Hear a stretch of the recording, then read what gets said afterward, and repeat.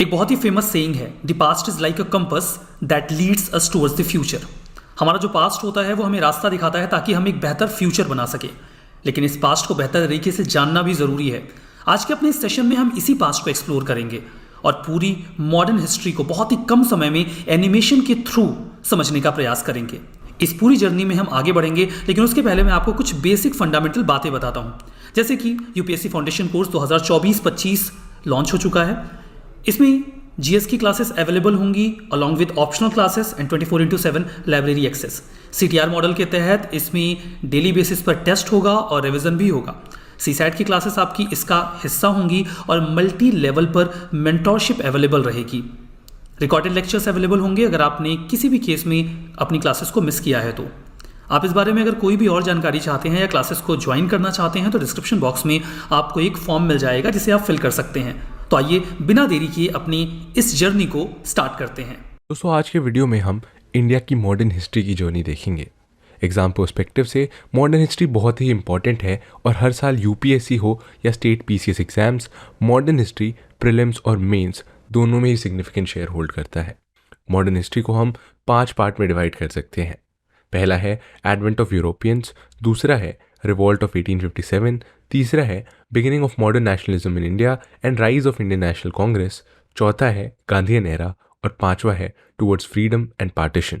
तो आइए शुरू करते हैं आज के वीडियो को। 7th सेंचुरी में रोमन एम्पायर के डिक्लाइन के बाद इजिप्ट और पर्शिया पर अरब्स का डोमिनेंस था, जिससे यूरोप और इंडिया के बीच डायरेक्ट कॉन्टैक्ट भी डिक्लाइन हो गया, जिससे इंडिया से यूरोप एक्सपोर्ट होने वाली कमोडिटीज़ जैसे स्पाइसेस, सिल्क और प्रेशियस स्टोन एटसेट्रा की डिमांड यूरोप में अफेक्ट हुई। 1453 में कॉन्स्टेंटिनोपल ऑटोमन्स के कंट्रोल में आया और इंडिया से मर्चेंडाइज यूरोप तक अरब इंटरमीडियरीज के थ्रू जाता था और रेड सी रूट पर इन स्टेट्स की मोनोपोली थी। इन सभी सर्कमस्टेंसेस के कारण यूरोपियन इंडिया के लिए एक डायरेक्ट सी रूट की तलाश करने पर निकल पड़े। पोर्चुगल के प्रिंस हेनरी इंडिया तक डायरेक्ट सी रूट खोजने के लिए इतने ऑब्सेस्ड हो गए थे कि उनका निकनेम नेविगेटर ही पड़ गया। इसके बाद एक गुजराती पायलट अब्दुल माजिद के साथ वास्को डगामा इंडिया के सी रूट की तलाश में निकले और मई 1498 में कैलिकट पहुंचे, जहां उनका स्वागत किया कैलिकट के किंग जैमोरिन ने, जिन्हें सामूथीरी के नाम से भी जाना जाता था। सेंचुरी से इंडियन ओशन में अरब्स, अफ्रीकन और चाइनीज एटसेट्रा प्रॉफिटेबली ट्रेड किया करते थे, पर किसी ने भी इंडियन ओशन पर डोमिनेंस इस्टेब्लिश करने की कोशिश नहीं की थी। लेकिन पोर्चुगीज ईस्टर्न ट्रेड में अपनी मोनोपोली इस्टेब्लिश करना चाहते थे। पेड्रो अल्वारेस काब्रल ने स्पाइस ट्रेड के लिए कालीकट में एक फैक्ट्री इस्टेब्लिश की और उन्होंने कोचिन और कन्नौर के लोकल रूलर्स के साथ एडवांटेजेस ट्रीटीज भी साइन की। समय के साथ वास्को डगामा के किंग जामोरिन के साथ रिलेशंस खराब हो गए और इसके बाद वास्को डगामा ने कन्नौर में एक फैक्ट्री सेटअप की और ग्रेजुअली कैलिकट और कन्नौर और कोचिन पोर्चुगीज़ के लिए इंपॉर्टेंट ट्रेड सेंटर्स बन गए और इन फैक्ट्रीज को प्रोटेक्ट करने के नाम पर पोर्चुगीज़ इन फैक्ट्री को फोर्टिफाई करने लगे।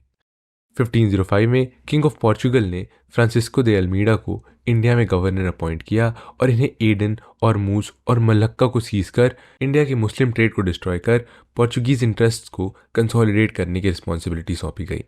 जामोरिन और इजिप्ट के सुल्तान ने अल्मीडा के बढ़ते पावर को चैलेंज किया। बैटल ऑफ दीव में इजिप्शियंस और गुजरात की कंबाइंड नेवीज के हाथों पोर्चुगीज स्क्वाड्रन की डिफीट हुई और इसमें अल्मीडा के बेटे की भी मौत हो जाती है, जिसका रिवेंज अल्मीडा ने नेक्स्ट ईयर दोनों नेवीज को क्रश करके लिया। ब्लू वाटर पॉलिसीज के थ्रू अल्मीडा पोर्चुगीज को इंडियन ओशन का मास्टर बनाना चाहते थे। अल्मीडा के बाद अल्फोंसो दे अल्बुकरक्वी को इंडिया में गवर्नर अपॉइंट किया गया और इन्हें ईस्ट में पोर्चुगल का रियल फाउंडर माना जाता है। अल्बुकरक्वी ने अदर शिप्स के लिए और दूसरे मेजर शिप बिल्डिंग सेंटर्स में कंट्रोल एस्टैब्लिश करने के लिए परमिट सिस्टम इंट्रोड्यूस किया। इसके अलावा सुल्तान ऑफ बीजापुर से 1510 में इन्होंने गोवा को भी एक्वायर कर लिया। अल्बुकरक्वी ने सती के अबॉलिशमेंट के लिए भी स्टेप्स लिए और पोर्चुगीज लोगों को इंडिया की लोकल वुमेन के साथ मैरिज करने के लिए भी एनकरेज किया। पोर्चुगीज ने खुद को एज अ विलेज लैंडलॉर्ड भी इस्टेब्लिश किया और टबैको, पटेटो और कैशू जैसे क्रॉप्स को भी इंट्रोड्यूस किया। अल्फोंसो के बाद 1529 में Nuno da Cunha as a governor charge लेते हैं और करीब 1 साल बाद ये पोर्चुगीज हेडक्वार्टर को कोचिन से गोवा शिफ्ट कर देते हैं। 1534 में गुजरात के बहादुर शाह मुगल एम्परर हुमायूं के अगेंस्ट पोर्चुगीज से हेल्प लेते हैं, पर हुमायूं के गुजरात से विड्रॉल के बाद बहादुर शाह के रिलेशंस पोर्चुगीज से खराब होने लगते हैं और इसी कारण कन्हा ने बहादुर शाह की भी हत्या की। कन्हा ने बंगाल में भी पोर्चुगीज इन्फ्लुएंस को इंक्रीज करने की कोशिश की और इंपीरियल फिरमन के बाद 1579 में हुगली को अपना हेडक्वार्टर बनाया और सॉल्ट मैन्युफैक्चरिंग में भी अपनी मोनोपोली स्टैब्लिश की। भारत में पोर्चुगीज स्टेट की बात करें तो वेस्ट में मुंबई, दमन एंड दीव, गुजरात के कुछ पार्ट्स, गोवा और साउथ में पोर्चुगल के मैंगलोर, कन्नौर, कोचिन और कैलिकट में सीपोर्ट फोर्ट्रेसेस और ट्रेडिंग पोस्ट थे। इसके अलावा चेन्नई में पोर्चुगीज ने सैनथोम और आंध्र प्रदेश में नागापट्टनम में फर्दर मिलिट्री एस्टैब्लिशमेंट बिल्ड किए। आपको बता दें कि इनिशियली पोर्चुगीज हिंदुइज्म की तरफ टॉलरेंट थे, पर गोवा इंक्विजिशन के बाद हिंदूज का परसिक्यूशन भी किया गया।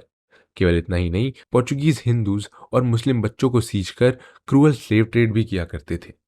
पोर्चुगीज की नेफरियस एक्टिविटीज के कारण शाहजहां के ऑर्डर पर बंगाल के गवर्नर कासिम ने हुगली को सीज किया, जिसके बाद पोर्चुगीज को बंगाल से बाहर जाना पड़ा। 18वीं सेंचुरी तक मराठास के राइज और कन्वर्जन जैसी रिलीजियस एक्टिविटीज, डिसऑनेस्ट ट्रेड और इनके ब्राजील की तरफ डाइवर्जन के कारण पोर्चुगीज की इंडिया में मोनोपोली खत्म हो गई। पोर्चुगीज के बाद अब हम देखते हैं डच लोगों के बारे में, जिन्होंने 1605 में मसूलीपट्टनम में अपनी पहली फैक्ट्री एस्टैब्लिश की।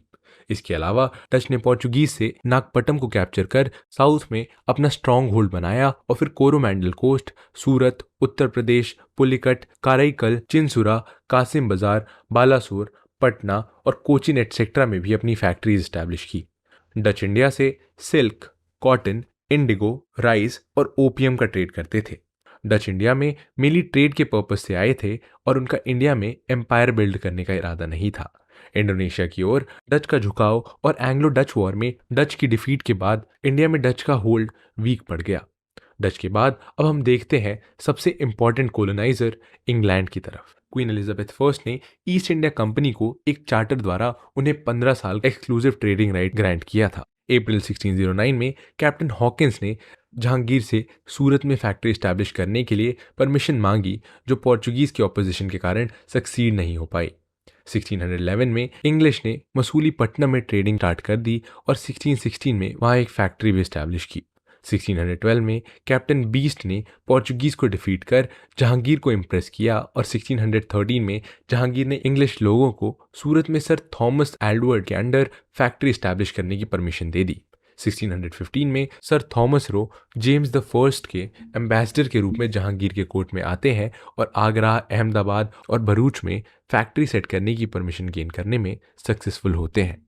इसके बाद 1662 में किंग चार्ल्स II को King of Portugal Portuguese princess Catherine से शादी करने के बदले Bombay as a dowry gift कर देते हैं और बॉम्बे को 10 पाउंड्स के एनुअल रेंट के एक्सचेंज में ईस्ट इंडिया कंपनी को दे दिया जाता है। जिसके बाद 1687 में वेस्टर्न प्रेसिडेंसी की सीट सूरत से बॉम्बे शिफ्ट कर दी जाती है।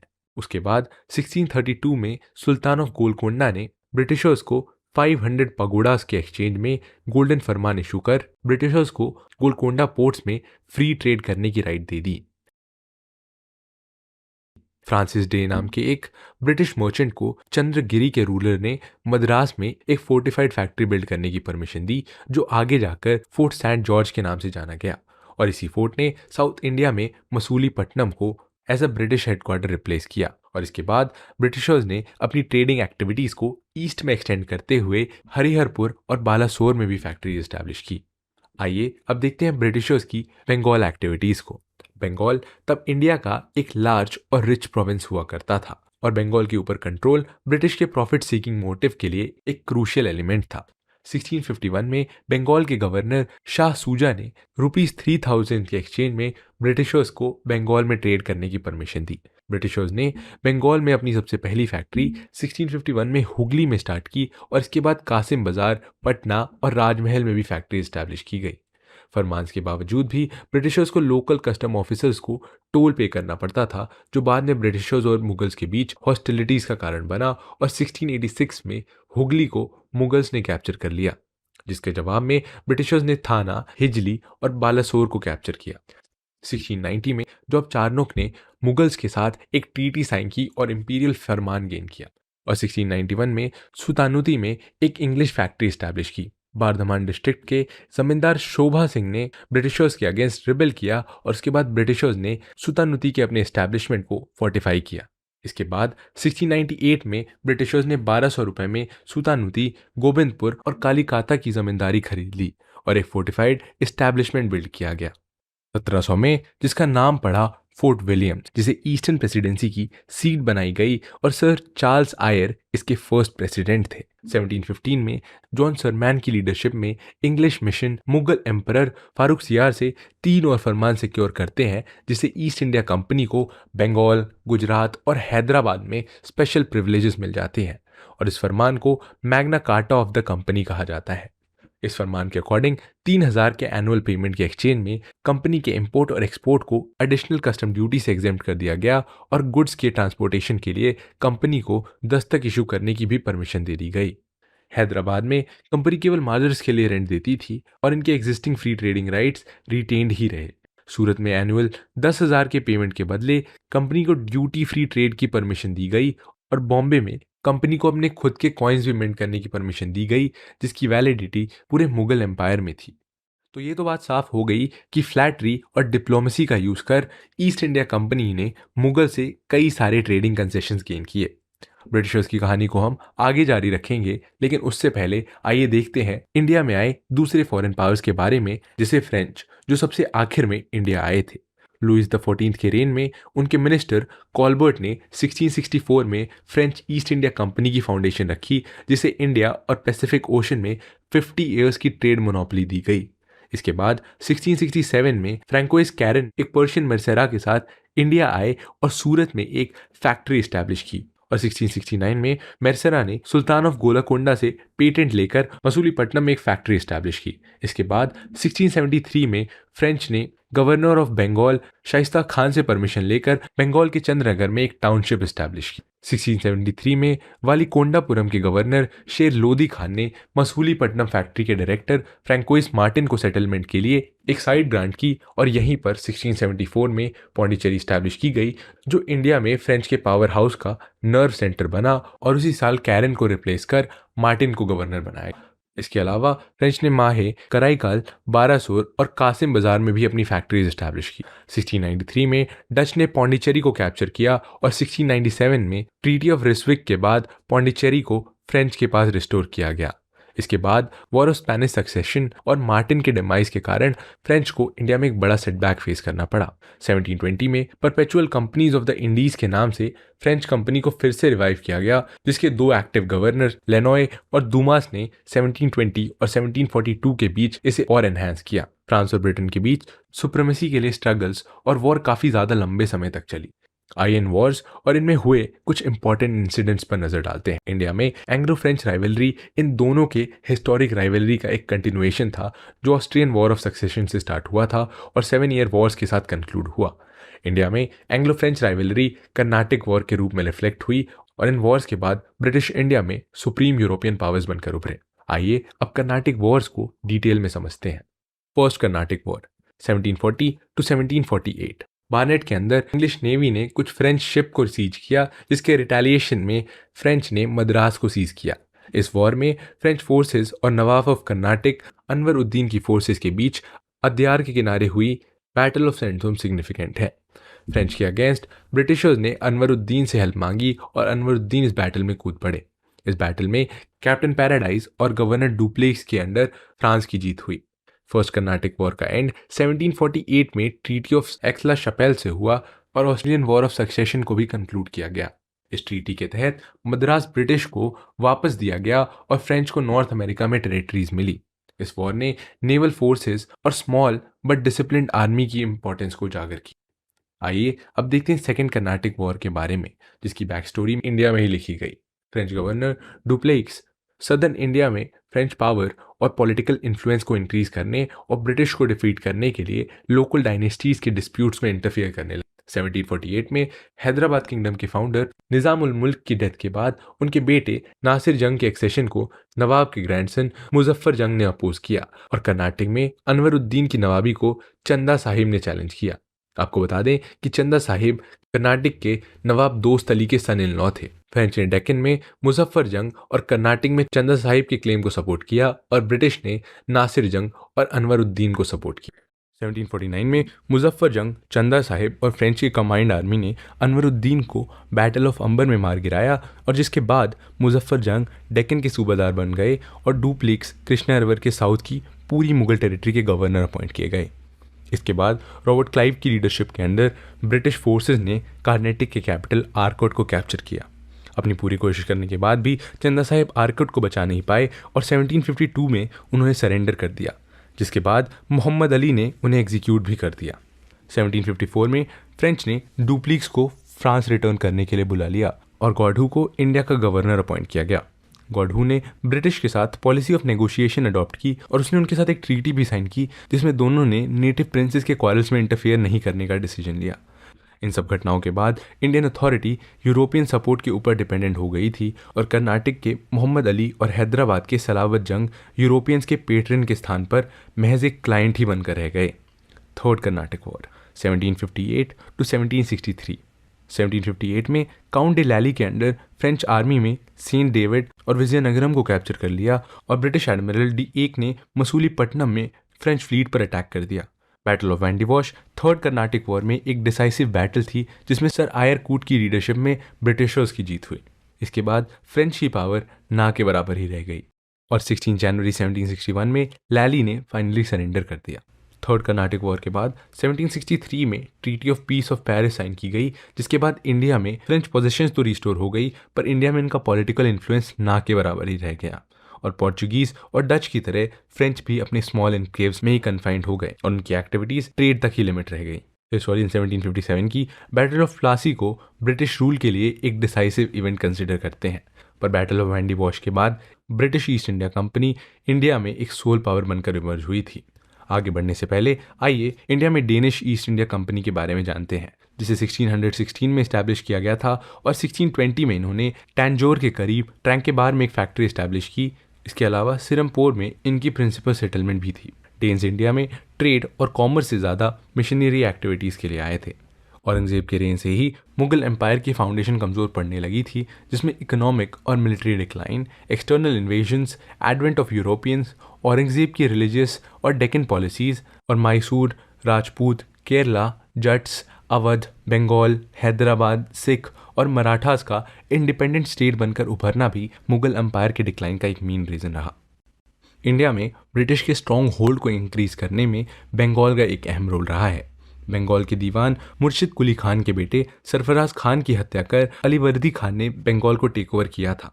इंडिया के बाकी रीजन्स जो मराठा इन्वेजन्स, जट रिवॉल्ट, एक्सटर्नल इन्वेजन से स्ट्रगल कर रहे थे, बंगाल इन सबसे अनटच्ड रहा। अलीवर्दी खान को सक्सीड किया उनके ग्रैंडसन सिराजुद्दौला ने, पर उनके सामने उनके कज़न शौकत जंग, उनकी आंट घसीती बेगम, मीर जाफ़र, जगत सेठ, राय दुर्लभ, राय बल्लभ, ओमी चंद और अलार्म्ड हिंदू पॉपुलेशन उनकी ऑपोजिशन में खड़ी थी। सिराजुद्दौला ने शौकत जंग को एक बैटल में मार गिराया, घसीती बेगम को डिसमिस कर दिया और मीर जाफ़र को मोहन लाल द्वारा रिप्लेस कर दिया। कंपनी के ट्रेड प्रिविलेजेस के मिसयूज़ ने नवाब के फाइनेंसेस को एडवर्सली इफेक्ट किया और तो और बिना नवाब की परमिशन के इन्होंने कैलकाटा को भी फोर्टिफाई कर लिया और राय वल्लभ के बेटे कृष्णादास को असाइलम भी दे दिया। इसके रिटेलिएशन में सिराजुद्दौला ने कैलकाटा फोर्ट को सीज कर लिया, जिसके बाद ब्रिटिशर्स ने ब्लैक होल ट्रेजेडी को प्रोपोगेट किया, जिसके अकॉर्डिंग सिराजुद्दौला ने 146 ब्रिटिशर्स को एक बहुत ही टाइनी रूम में इम्प्रिजन किया था, जिसके कारण 123 ने सफोकेशन से अपना दम तोड़ दिया। पर हिस्टोरियंस इस स्टोरी से अग्री नहीं करते। रॉबर्ट क्लाइव ने नवाब के ट्रेटर मीर जाफ़र, राय दुर्लभ, जगत सेठ और ओमी चंद के साथ एक सीक्रेट अलायंस साइन की, जिसके अकॉर्डिंग मीर जाफ़र को नेक्स्ट नवाब बनाया जाना था। इस सीक्रेट अलायंस के कारण 23 जून 1757 की बैटल ऑफ प्लासी में सिराजुद्दौला की हार हुई और मीर जाफ़र के बेटे मिरान के ऑर्डर पर सिराजुद्दौला को एग्जीक्यूट कर दिया गया। मीर जाफ़र को बंगाल का नेक्स्ट नवाब बनाया गया और इसके एक्सचेंज में मीर जाफ़र ने कंपनी को लार्ज सम ऑफ मनी और 24 परगनास की जिम्मेदारी सौंप दी। ब्रिटिशर्स ने मीर जाफ़र के कोर्ट में एक रेसिडेंट अपॉइंट किया और मीर जाफ़र अपनी पोजीशन मेंटेन करने के लिए पूरी तरह से ब्रिटिशर्स के ऊपर डिपेंडेंट थे।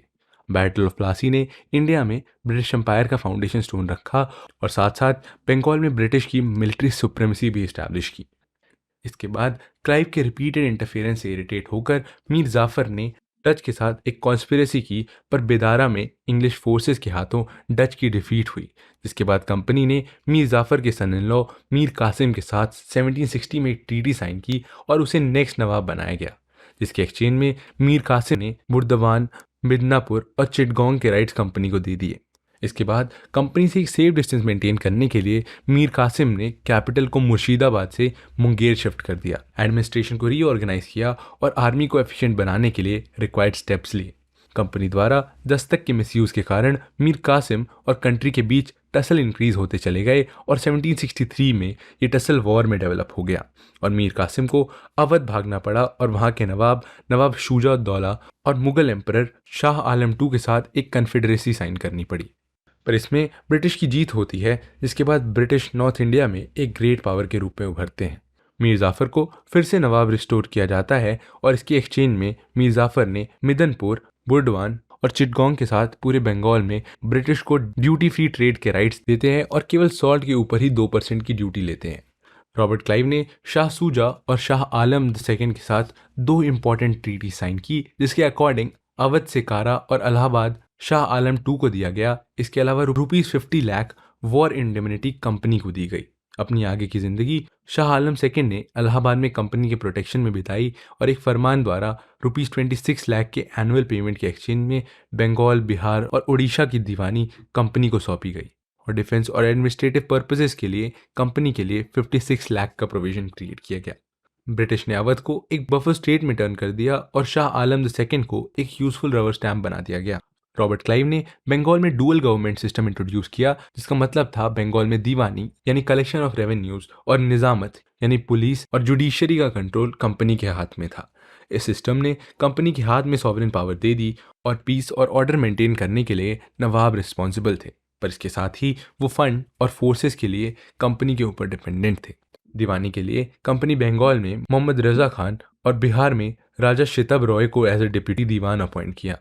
डुअल गवर्नमेंट सिस्टम के कारण एडमिनिस्ट्रेटिव ब्रेकडाउन हुआ और इसमें सबसे ज़्यादा सफ़र आम जनता ने किया।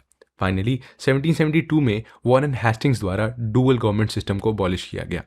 बंगाल में कंपनी के एक्सटेंशन के बाद आइए अब देखते हैं साउथ इंडिया में कंपनी के एक्सपेंशन को। साउथ में हैदर अली के अंडर मैसूर एक फॉर्मिडेबल पावर बनकर इमर्ज हुआ। हैदर अली और उनके बेटे टीपू सुल्तान की फ्रेंच के साथ प्रॉक्सिमिटी और मालाबार के ट्रेड पर इनका कंट्रोल ब्रिटिश के लिए एक थ्रेट था। ब्रिटिश ने हैदराबाद के निज़ाम के साथ 1766 में ट्रीटी साइन की, जिसके अंडर ब्रिटिश हैदर अली से निज़ाम की प्रोटेक्शन के लिए रिस्पॉन्सिबल थे और इसके एक्सचेंज में ब्रिटिश ने निज़ाम से नॉर्दर्न सरकार्स रीजन के राइट ले लिए। हैदर अली ऑलरेडी आर्कट के नवाब और मराठास के साथ टेरिटोरियल डिस्प्यूट्स में फंसे हुए थे। 1767 से 1769 तक चले फर्स्ट एंग्लो मैसूर वॉर में हैदराबाद के निज़ाम और ब्रिटिश हैदर अली के अगेंस्ट अलायंस फॉर्म की, पर अपने स्किल्स से हैदर अली के साथ ब्रिटिशर्स को ट्रीटी ऑफ मद्रास साइन करनी पड़ी। अब आइए अब देखते हैं सेकेंड एंग्लो मैसूर वॉर को, जो 1780 से 1784 तक लड़ी गई। हैदर अली और मराठास के बीच हुए बैटल में ब्रिटिशर्स ने हैदर अली की हेल्प नहीं की, जिसके बाद हैदर अली ने ब्रिटिशर्स के ऊपर ट्रीटी ऑफ मद्रास के नॉन ऑब्जर्वेंस का एलिगेशन लगाया। इसके बाद फ्रेंच को रोकने के लिए ब्रिटिशर्स ने माहे कैप्चर करने की कोशिश की, जो हैदर अली के लिए उनकी सॉवरेनिटी पर अटैक था। हैदर अली ने मराठास और निज़ाम के साथ मिलकर आर्कट पर अटैक कर इंग्लिश को डिफीट किया, जिससे इंग्लिश वीक पड़ गए और 1782 में उन्हें ट्रीटी ऑफ मैंगलोर साइन करनी पड़ी।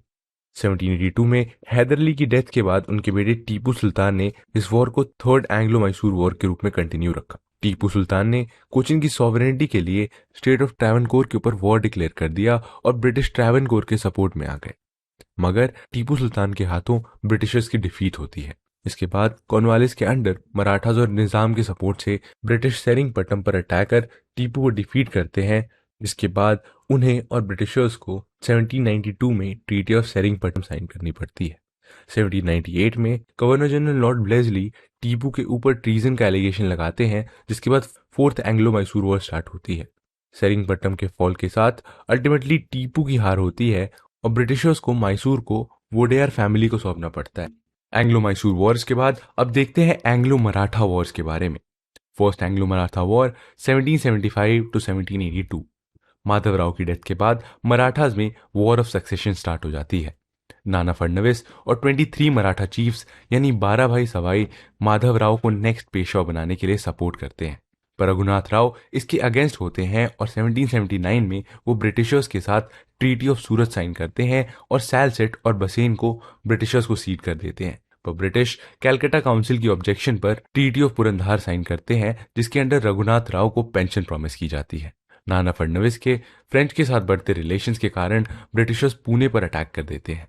इसके रिटेलिएशन में महाजी सिंधिया की लीडरशिप के अंडर मराठास ने ब्रिटिशर्स को सरेंडर करने पर मजबूर कर दिया और दोनों ने 1779 में ट्रीटी ऑफ वडगांव साइन की। इस ट्रीटी को रिजेक्ट करते हुए वॉरेन हेस्टिंग्स ने अहमदाबाद, बसेन और ग्वालियर को कैप्चर करवाया और सिपरी में सिंधिया को कैप्चर किया। इसके बाद पेशवा और इंग्लिश के बीच 1782 में ट्रीटी ऑफ सालबाई साइन की गई।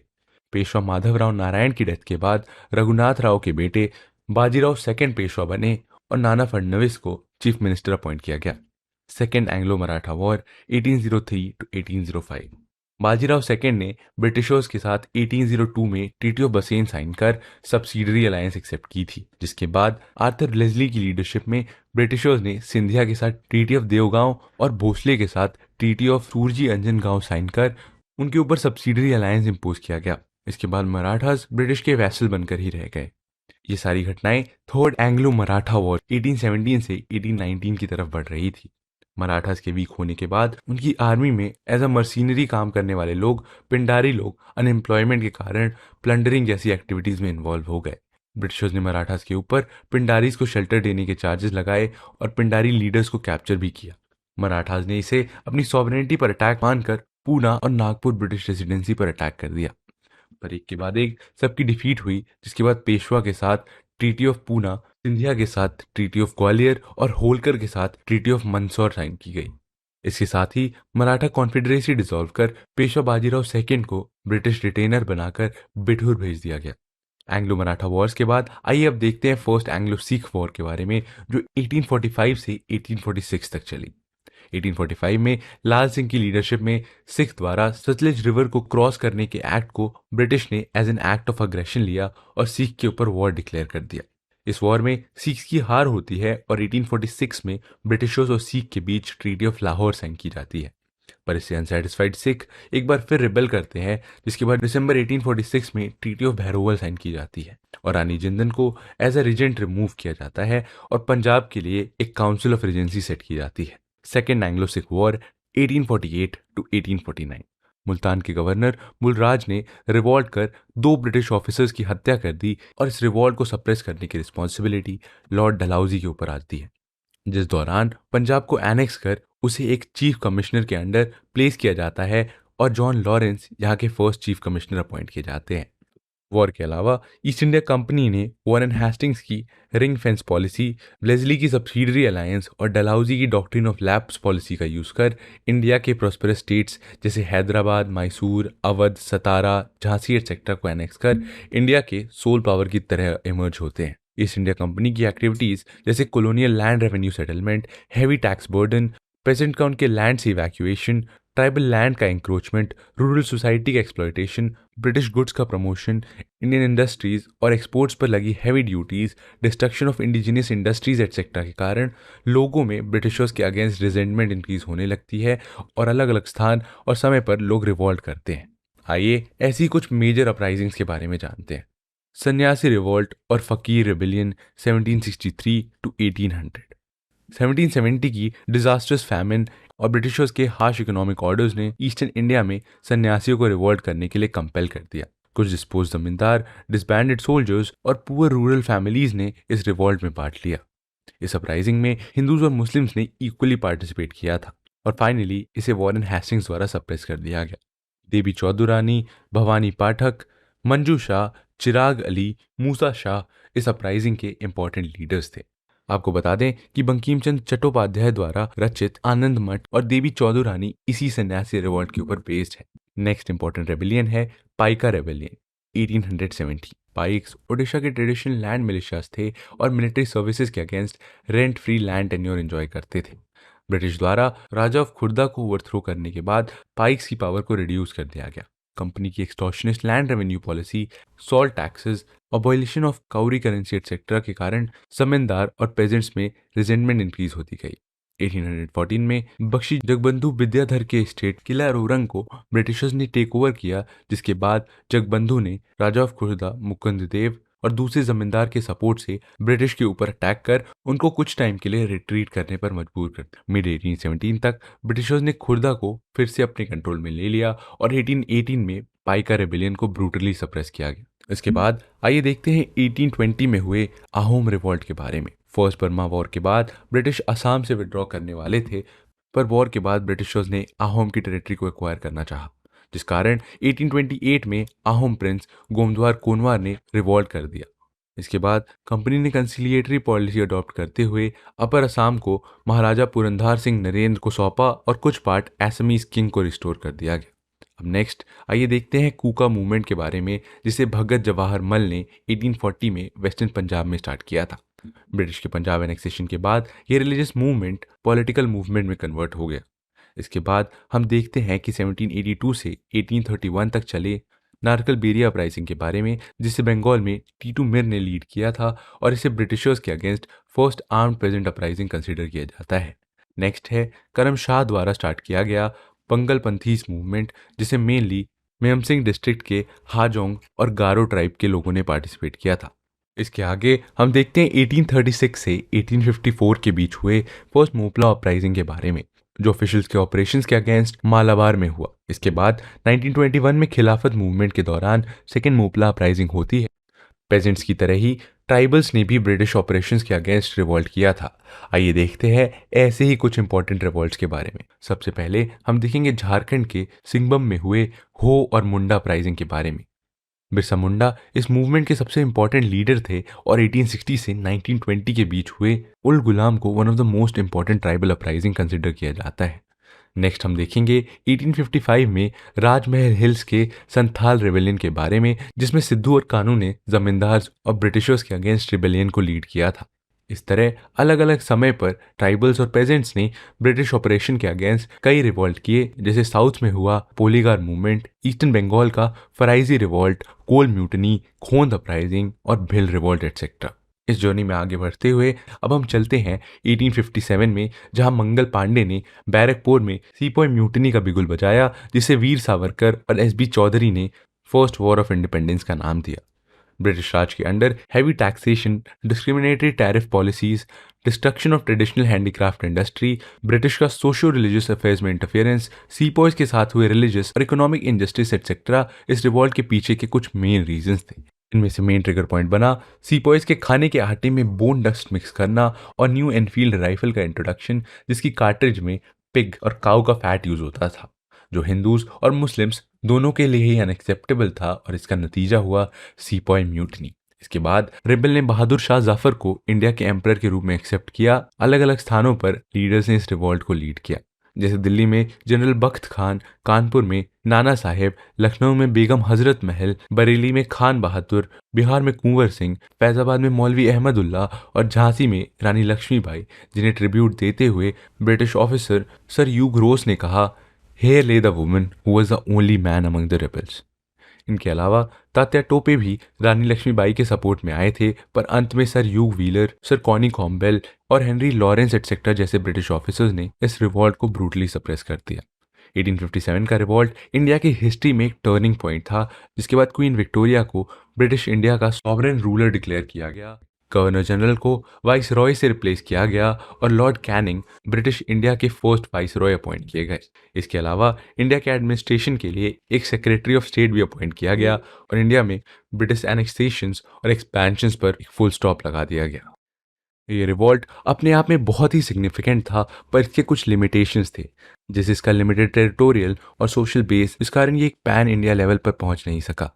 इसके अलावा बड़े जमींदार, कुछ प्रिंसेस जैसे ग्वालियर के सिंधिया, इंदौर के Holkar, Maharaj of Patiala, Maharaj of Kashmir, Sikh chieftain etcetera ने ब्रिटिश का सपोर्ट किया। एजुकेटेड इंडियंस भी इस रिवॉल्ट से पीछे ही रहे। ब्रिटिश के कंपैरिजन में रेवोल्यूशनरीज के आर्म्स और इक्विपमेंट पुअर क्वालिटी के थे और कोई यूनिफाइड आइडियोलॉजी और प्रॉपर्ली ऑर्गेनाइज्ड आर्मी भी नहीं थी, जिसके कारण ये सक्सेसफुल नहीं हो पाए। पर इसके अलावा फर्स्ट वॉर ऑफ इंडिपेंडेंस में हिंदू मुस्लिम यूनिटी काफ़ी सिग्निफिकेंट रही और ये आने वाले फ्रीडम फाइटर्स के लिए एक सोर्स ऑफ इंस्पिरेशन भी बनी।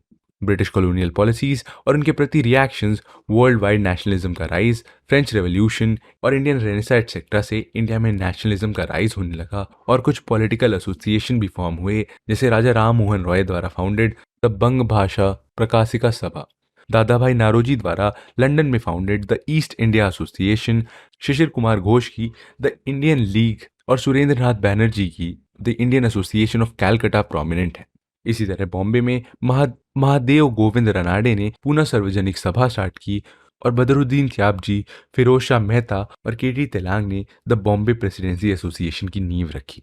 1880 तक ऑल इंडिया ऑर्गेनाइजेशन के लिए एक सॉलिड ग्राउंड सेट हो चुका था, जिसे फाइनली शेप दिया retired British civil servant A.O. Hume ने, और दिसंबर 1885 में बॉम्बे के गोकुलदास तेजपाल संस्कृत कॉलेज में इंडियन नेशनल कांग्रेस का फर्स्ट सेशन ऑर्गेनाइज किया गया।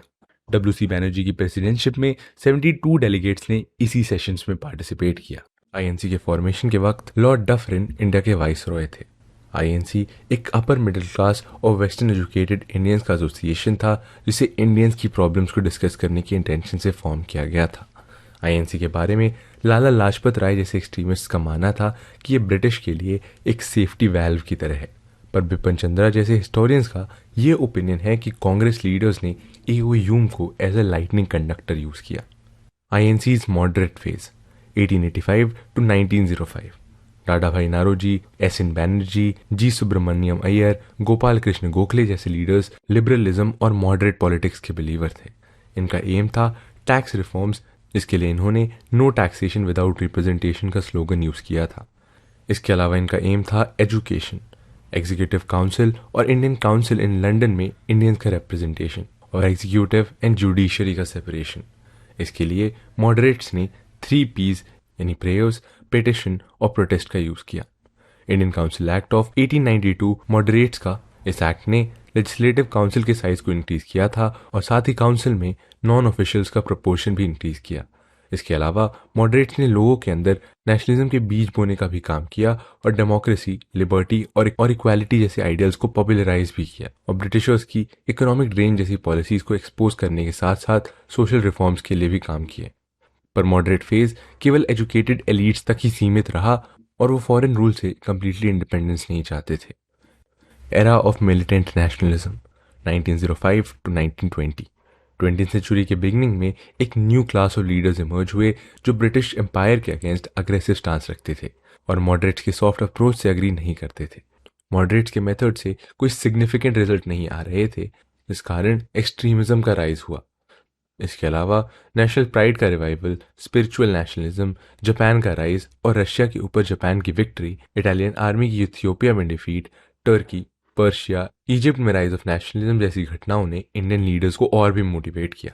1905 में लॉर्ड कर्जन द्वारा किए गए बंगाल पार्टीशन ने मासेस के अंदर ब्रिटिश एम्पायर के अगेंस्ट नाराजगी को और भी इंक्रीज किया। इसके जवाब में कैलकाटा टाउन हॉल में बॉयकॉट रेजोल्यूशन को पास कर स्वदेशी मूवमेंट को लॉन्च किया गया। 16 अक्टूबर 1905 जिस दिन पार्टीशन एनफोर्स हुआ, उस दिन बंगाल के लोगों ने इसे एक मॉर्निंग डे की तरह ऑब्जर्व किया। रविंद्रनाथ टैगोर की एडवाइस पर लोगों ने एक दूसरे को यूनिटी राखी बांधी। ओवरनाइट वंदे मातरम इस मूवमेंट का थीम सॉन्ग बन गया और क्राउड अमार सोनार बांग्ला गाते हुए स्ट्रीट में मार्च करती हुई नजर आने लगी। जल्द ही ये मूवमेंट पूना और बॉम्बे पहुंच गया, जहां बाल गंगाधर तिलक ने इसे लीड किया, और वहीं पंजाब में जब ये मूवमेंट पहुंचा तो वहां लाला लाजपत राय और अजीत सिंह ने इसे लीड किया। तिलक ने वेस्टर्नाइजेशन के बॉयकॉट के लिए गणपति और शिवाई फेस्टिवल्स ऑर्गेनाइज किए। मासेस ने ब्रिटिश गुड्स और एजुकेशन को बॉयकॉट किया और जगह जगह नेशनल यूनिवर्सिटीज इस्टेब्लिश की गई।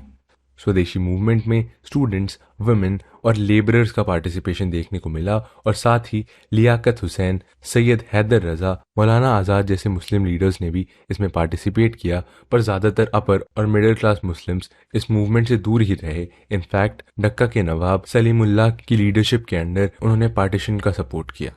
इतना ही नहीं, 30 दिसंबर 1905 को as an anti Congress front All India Muslim League का भी फॉर्मेशन किया गया। 1906 कैलकाटा सेशन में लाला लाजपत राय की प्रेसिडेंसी में आईएनसी ने सेल्फ गवर्नेंस या स्वराज को आईएनसी का गोल डिक्लेयर किया। लेकिन मॉडरेट्स और एक्सट्रीमिस्ट्स के बीच मूवमेंट के मेथड और टेक्निक को लेकर डिस्प्यूट्स हो रहे थे, जिसका नतीजा था 1907 का सूरत स्प्लिट। एक्सट्रीमिस्ट तिलक को प्रेसिडेंट बनाना चाहते थे और मॉडरेट्स राज बिहारी घोष के सपोर्ट में थे। तिलक प्रेसिडेंट ना बने, इसके लिए मॉडरेट्स ने सेशन के वेन्यू को नागपुर से चेंज कर सूरत कर दिया। बॉम्बे तिलक का होम प्रोविंस था और सूरत भी बॉम्बे प्रोविंस के अंडर था। आईएनसी की पॉलिसी के अकॉर्डिंग सेशन का प्रेसिडेंट होम प्रोविंस से नहीं हो सकता था और इस तरह तिलक प्रेसिडेंसी से एक्सक्लूड कर दिए गए। इसके अलावा मॉडरेट्स अब स्वदेशी बॉयकॉट और नेशनल एजुकेशन को बॉयकॉट करना चाहते थे, जो एक्सट्रीमिस्ट को मंजूर नहीं था। और इसके बाद मॉडरेट्स और एक्सट्रीमिस्ट्स दोनों का रास्ता अलग हो गया।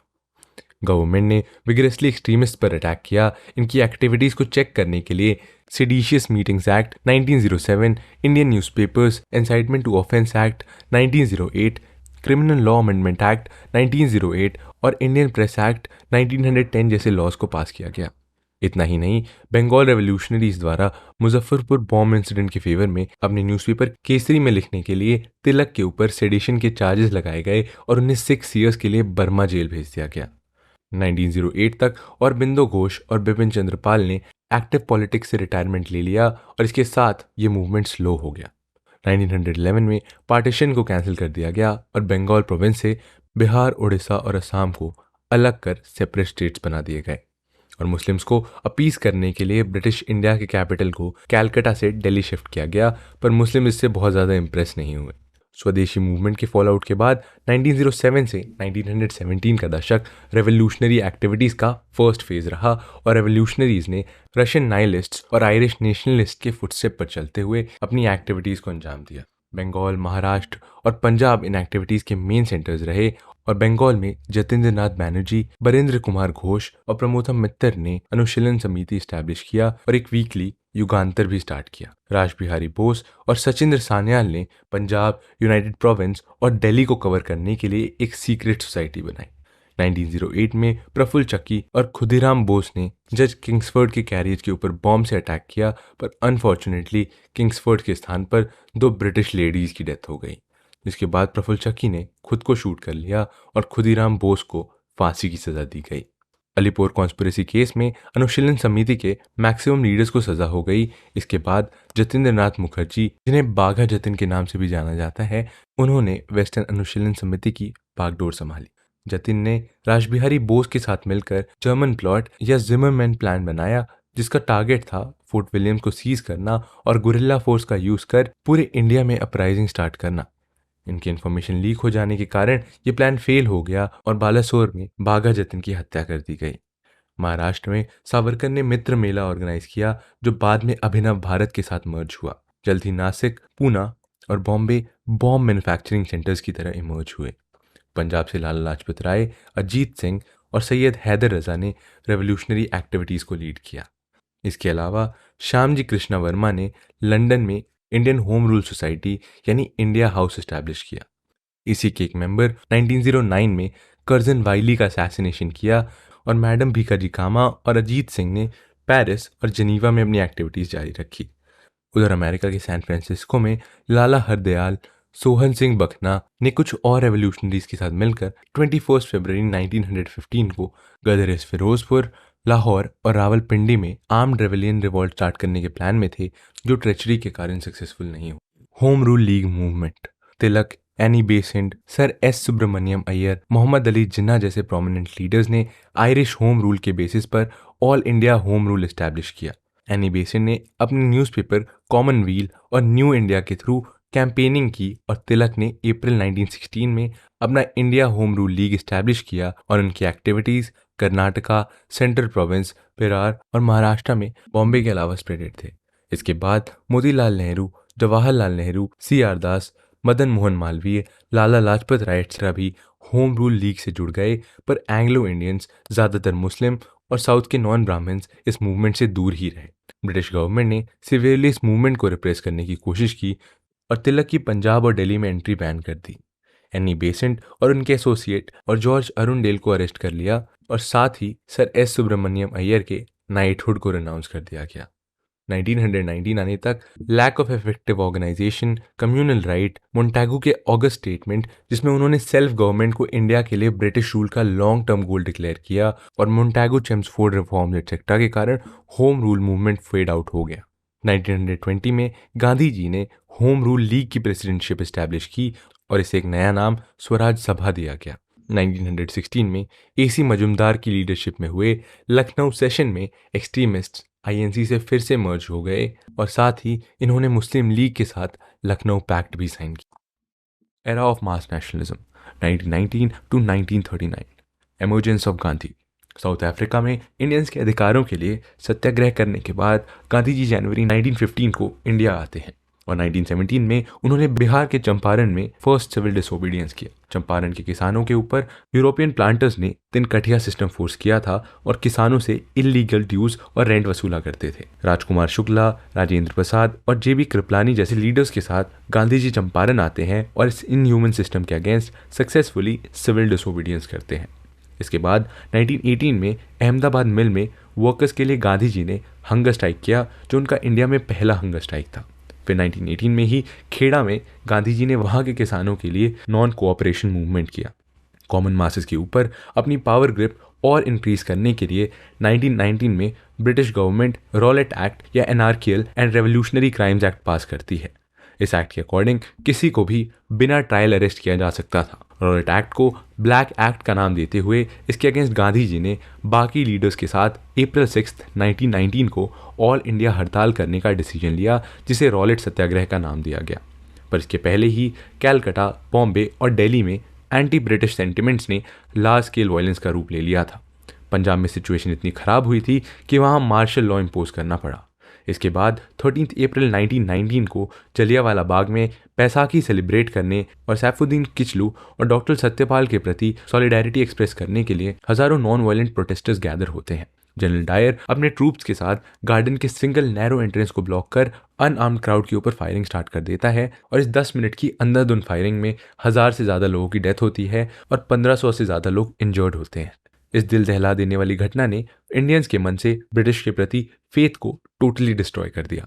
नेशनल लीडर्स ने डायर के इस एक्ट को अनइक्विवोकली कंडेम किया और रविंद्रनाथ टैगोर ने इसके प्रोटेस्ट में अपना नाइटहुड रिटर्न कर दिया और गांधी जी ने अपना केसरे हिंद का टाइटल भी रिटर्न कर दिया। इसके बाद 18 अप्रैल 1919 को गवर्नमेंट ने जलियांवाला बाग मैसेकर की इंक्वायरी के लिए हंटर कमीशन सेट किया और इस कमीशन ने उसके अगेंस्ट कोई भी डिसिप्लिनरी एक्शन नहीं लिया गया।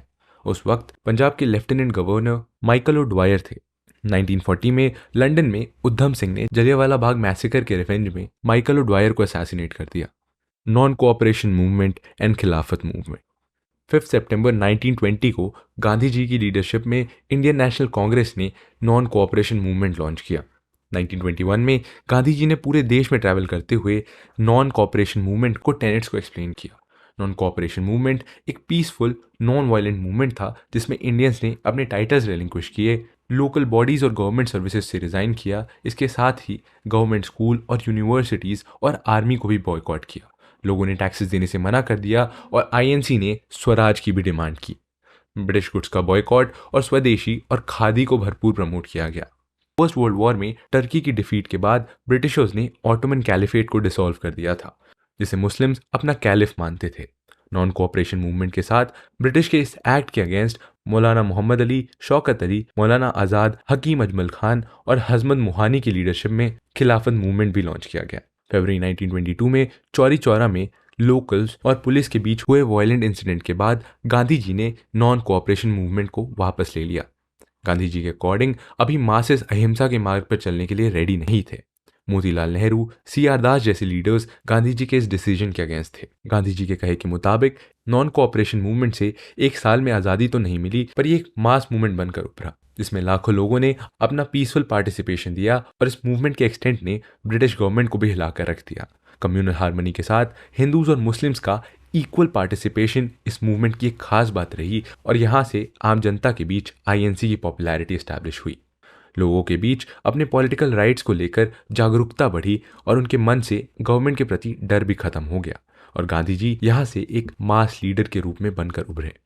स्वराजिस्ट्स and no changers. Non cooperation movement के विड्रॉल और गवर्नमेंट ऑफ इंडिया एक्ट 1919 और 1923 इलेक्शन के कारण कांग्रेस स्वराजिस्ट और नो चेंजर्स में डिवाइड हो गई। स्वराजिस्ट लीडर्स जैसे CR Das, Motilal Nehru, Hakim Ahmad Khan council boycott को एंड करना चाहते थे और काउंसिल को ज्वाइन कर उसे अपने पॉलिटिकल स्ट्रगल के लिए एक प्लेटफॉर्म की तरह यूज करना चाहते थे। और वहीं नो चेंजर लीडर्स जैसे सी राजगोपालाचारी, वल्लभ भाई पटेल, राजेंद्र प्रसाद बॉयकॉट को कंटिन्यू करना चाहते थे और नॉन कोऑपरेशन और बॉयकॉट को मेंटेन करते हुए कंस्ट्रक्टिव वर्क के ऊपर अपना फोकस करना चाहते थे। मार्च 1922 में गांधी जी के अरेस्ट के बाद नेशनलिस्ट लीडर्स डीमोरलाइज हो गए और ये मूवमेंट एक पैसिव फेज में चला गया। कांग्रेस के गया सेशन में स्वराजिस्ट के प्रपोजल की डिफीट होने के बाद सीआर दास और मोतीलाल नेहरू ने प्रेसिडेंट और सेक्रेटरी के पोस्ट से रिजाइन कर दिया और कांग्रेस खिलाफत स्वराज पार्टी फॉर्म की। सीआर दास इसके प्रेसिडेंट चुने गए और मोतीलाल नेहरू इसके सेक्रेटरी चुने गए। रिफॉर्म के लिए यूनाइटेड फ्रंट की इंपॉर्टेंस को समझते हुए गांधी जी और नो चेंजर्स ने स्वराजिस्ट के कांग्रेस के विद इन रहते हुए ही इलेक्शन लड़ने के डिसीजन को सपोर्ट किया और 1923 के इलेक्शन में स्वराज पार्टी ने 104 में से 42 सीटें जीती। स्वराज पार्टी का एम था गवर्नमेंट फंक्शनिंग को ऑब्स्ट्रक्ट करना और उन्होंने सारे ऑफिशियल फंक्शंस और रिसेप्शन का बॉयकॉट किया और अपने ग्रीवांसेस और एस्पिरेशंस को लेजिस्लेटिव असेंबली में रखा। स्वराज पार्टी के अचीवमेंट की बात करें तो विट्ठल भाई पटेल 1925 में सेंट्रल लेजिस्लेटिव असेंबली के स्पीकर बनते हैं और स्वराजिस्ट ने बहुत से इंपॉर्टेंट मैटर्स यहां तक कि बजटरी ग्रांट्स में भी गवर्नमेंट को आउटवोट किया और इस तरह वो पब्लिक सेफ्टी बिल को डिफीट करने में भी सक्सेसफुल हुए।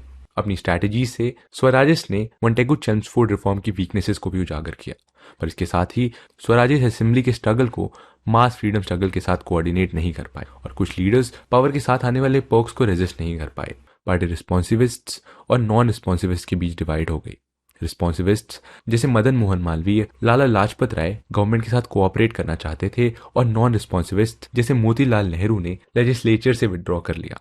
1925 में सीआर दास की डेथ के बाद पार्टी और भी वीक पड़ गई और 1926 के इलेक्शन में पार्टी कुछ खास नहीं परफॉर्म कर पाई और 1935 में स्वराज पार्टी फिर से कांग्रेस में मर्ज हो गई।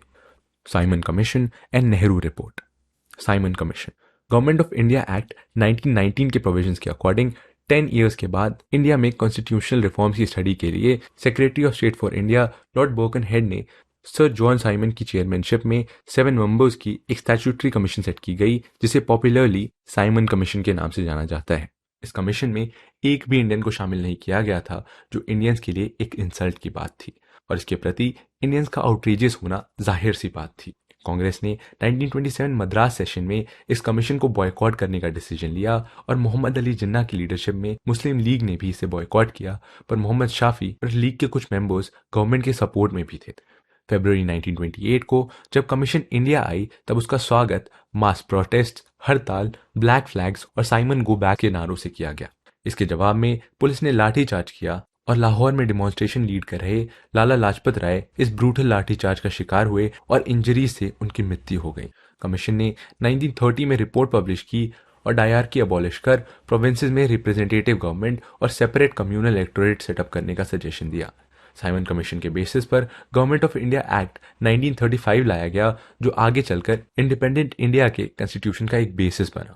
इंडियंस के साइमन कमीशन के अपोज करने के कारण secretary of state for India Lord Birkenhead ने इंडियन लीडर्स को इंडिया के लिए कॉन्स्टिट्यूशन ड्राफ्ट करने का चैलेंज दिया। इस चैलेंज को एक्सेप्ट करते हुए ऑल पार्टी कॉन्फ्रेंस में कॉन्स्टिट्यूशन की ड्राफ्टिंग के लिए एक कमेटी अपॉइंट की गई। मोतीलाल नेहरू को इस कमेटी का हेड चुना गया और जवाहरलाल नेहरू को इसका सेक्रेटरी अपॉइंट किया गया। इसके अलावा तेज बहादुर सप्रू, मंगल सिंह, सुभाष चंद्र बोस और शुएब कुरैशी जैसे लीडर्स भी इसके मेंबर्स थे। इस कमेटी द्वारा प्रिपेयर किए गए इस ड्राफ्ट कॉन्स्टिट्यूशन को पॉपुलरली नेहरू कमेटी रिपोर्ट या नेहरू रिपोर्ट के नाम से जाना जाता है, जिसे ऑल पार्टी कॉन्फ्रेंस के लखनऊ सेशन में 28 अगस्त 1928 को सबमिट किया गया। इंडियंस द्वारा खुद के लिए कॉन्स्टिट्यूशन ड्राफ्ट करने के रास्ते पर यह पहला मेजर अटेम्प्ट था।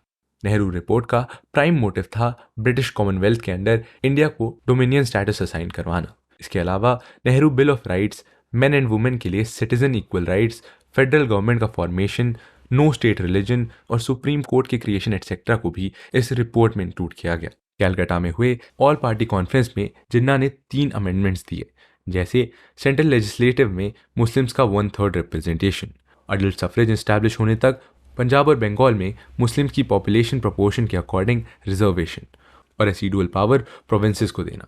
जिन्ना की ये डिमांड्स एक्सेप्ट नहीं की गई, जिसके बाद 1929 में जिन्ना ने 14 पॉइंट्स दिए। आईएनसी के द्वारा दिसंबर 1928 को कैलकाटा सेशन में नेहरू रिपोर्ट को अप्रूव किया जाता है, पर कांग्रेस के यंग लीडर्स जैसे जवाहरलाल नेहरू, सुभाष चंद्र बोस डोमिनियन स्टेटस के गोल से सेटिस्फाइड नहीं होते हैं और पूर्ण स्वराज यानी कंप्लीट इंडिपेंडेंस की डिमांड रेज करते हैं। आईएनसी के सीनियर लीडर्स गवर्नमेंट को अपनी डिमांड एक्सेप्ट करने के लिए 1 साल का टाइम देते हैं और कहती है कि अगर गवर्नमेंट इसे एक्सेप्ट नहीं करती है तो आईएनसी पूर्ण स्वराज के लिए सिविल डिसोबीडियंस मूवमेंट लॉन्च कर देगी। आयरविन्स डिक्लेरेशन 31 अक्टूबर 1929। 31 अक्टूबर 1929 को लॉर्ड आयरविन ने इंडियन गेजेट में एक डिक्लेरेशन पब्लिश किया, जिसमें डोमिनियन स्टेटस के लिए कोई फिक्स टाइम फ्रेम डिसाइड नहीं किया गया था। और लॉर्ड आयरविन ने साइमन कमीशन की रिपोर्ट सबमिशन के बाद राउंड टेबल कॉन्फ्रेंस अटेंड करने के लिए नेशनल लीडर्स ने दिल्ली मैनिफेस्टो में कुछ कंडीशंस रखे और वाइसरॉय ने यह एश्योरेंस मांगा कि राउंड टेबल कॉन्फ्रेंस का पर्पस होगा डोमिनियन स्टेटस के लिए एक कॉन्स्टिट्यूशन ड्राफ्ट करना, लेकिन आयरविन ने दिल्ली मैनिफेस्टो को रिजेक्ट कर दिया। दिसंबर 1929 लाहौर कांग्रेस सेशन में जवाहरलाल नेहरू प्रेसिडेंट नॉमिनेट किए जाते हैं और कुछ मेजर डिसीजन भी इसी सेशन में लिए जाते हैं, जैसे राउंड टेबल कॉन्फ्रेंस को बॉयकॉट करना, टोटल इंडिपेंडेंस को आईएनसी का ऑफिशियल गोल डिक्लेयर करना और इसके अलावा कांग्रेस वर्किंग कमेटी को सिविल डिसोबीडियंस मूवमेंट लॉन्च करने की अथॉरिटी देना और साथ ही 26 जनवरी 1930 को स्वराज डे के रूप में सेलिब्रेट करने का डिसीजन लेना। इसके बाद गांधी जी ने गवर्नमेंट के सामने 11 डिमांड्स रखी और इन्हें एक्सेप्ट या रिजेक्ट करने के लिए 31 जनवरी 1930 का डेडलाइन दिया। गवर्नमेंट से कोई रिस्पांस ना मिलने के बाद कांग्रेस वर्किंग कमेटी ने गांधी जी को सिविल डिसोबीडियंस मूवमेंट लॉन्च करने की फुल अथॉरिटी दे दी और गांधी जी ने सॉल्ट के मूवमेंट का सेंट्रल फॉर्मूला बनाया। गांधी जी के दांडी मार्च के साथ सिविल डिसोबीडियंस मूवमेंट स्टार्ट होता है और 12 मार्च 1930 को साबरमती आश्रम से 78 आश्रम मेंबर्स के साथ वे दांडी के लिए निकलते हैं और 6 अप्रैल 1930 को गांधी जी सबके साथ दांडी आते हैं और सॉल्ट लॉ ब्रेक करते हैं। गांधी जी ने लोगों को अपने घरों में सॉल्ट बनाने के लिए एनकरेज किया और इसके साथ ही पूरे देश में लोगों ने सॉल्ट की प्रोडक्शन स्टार्ट कर दी। इस घटना और इसके इम्पैक्ट को न्यूज़पेपर्स में एक्सटेंसिवली कवर किया गया। तमिलनाडु में सी राजगोपालाचारी ने तिरुचिरपल्ली से विदर्नियम तक मार्च ऑर्गेनाइज किया और टैंजन और कोस्ट में अप्रैल 1930 को सॉल्ट लॉ ब्रेक किया। मालाबार के केलप्पन ने भी सॉल्ट मार्चेज ऑर्गेनाइज किए। केलप्पन को वाईकॉम सत्याग्रह के लिए बेस्ट जाना जाता है। गोपाल बंधु चौधरी ने बालासोर, कटक और पुरी के अंडर सॉल्ट सत्याग्रह को सक्सेसफुली लीड किया। असम में असमीज, बंगालीज, हिंदूज के बीच के टेंशन के कारण सिविल डिसोबीडियंस मूवमेंट बहुत ज़्यादा राइज नहीं कर पाया। मई 1930 में कनिंघम सर्कुलर के साथ स्टूडेंट्स ने सक्सेसफुल स्टूडेंट स्ट्राइक ऑर्गेनाइज किया। पेशावर में खान अब्दुल गफ्फार खान ने पश्तो पॉलिटिकल मंथली पख्तून और एक voluntary brigade red shirt movement start किया। आपको बता दें कि खान अब्दुल गफ्फार खान को बादशाह खान या फ्रंटियर गांधी के नाम से भी जाना जाता है।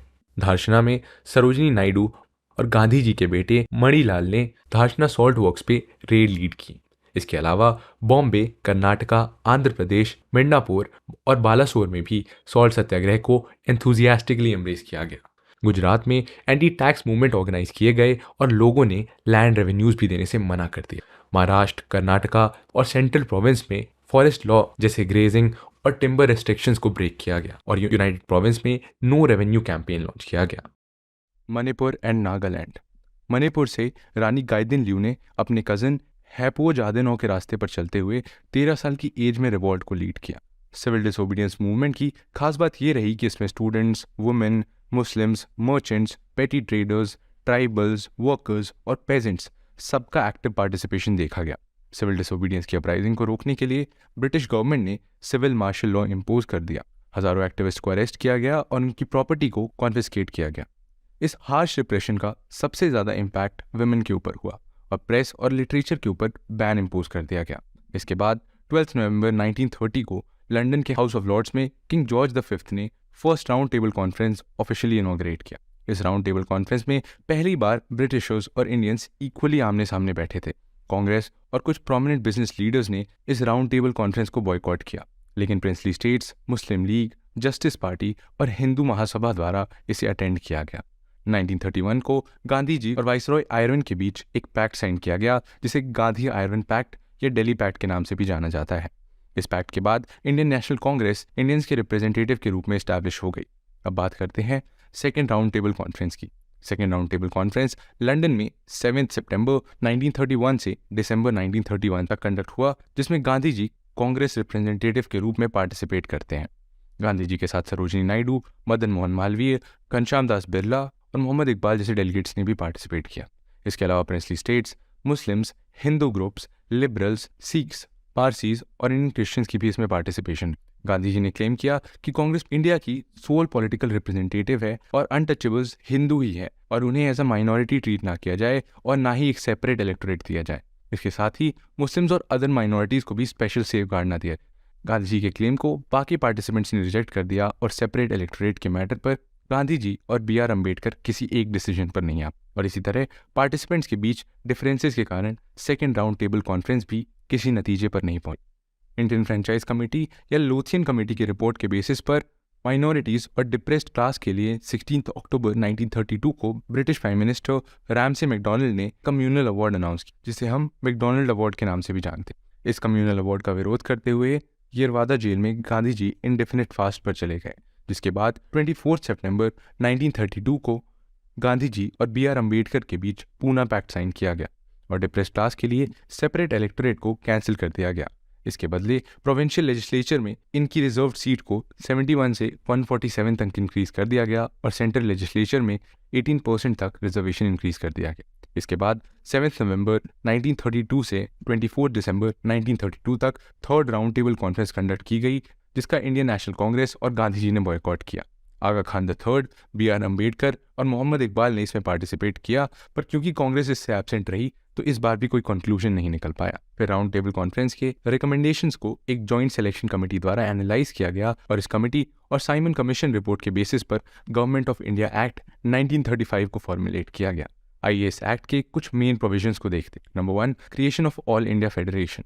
Number 2, division of power between centre and provinces, जिसमें फेडरलिस्ट की पावर सेंटर्स को दी गई और प्रोविंशियल लिस्ट की पावर प्रोविंसेस के पास रही।